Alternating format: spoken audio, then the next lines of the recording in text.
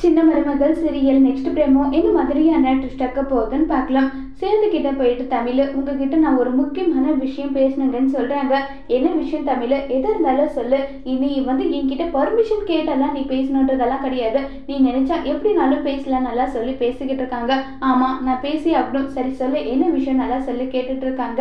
அது ஒண்ணு இல்லைங்க, நான் உங்ககிட்ட இப்படி மறைச்சுதான் நினைச்சேன். ரொம்ப வருத்தத்துல இருக்கேன். இது எதுவுமே எனக்கு தெரிஞ்சு நடக்கல, எல்லாமே தெரியாம தான் நடந்தது. என்ன சொல்றேன், நான் கர்ப்பமாவே இல்ல. நீங்க என்ன வீட்டை விட்டு துரத்துனீங்கல்ல, அப்போ அம்மா நீங்க இங்கே இருக்க வைக்கணுன்றதுக்காக இப்படிப்பட்ட ஒரு பொய்யை சொல்லியிருக்காங்கன்னு சொல்றாங்க.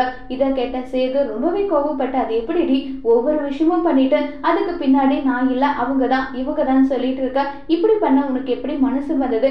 இதுக்கு மேலேயும் உன்னை உயிரோடு விட்டா என் வாழ்க்கை என் குடும்பத்தோட அசிங்கத்தை எல்லாமே நீ பண்ணிட்டே இருப்ப.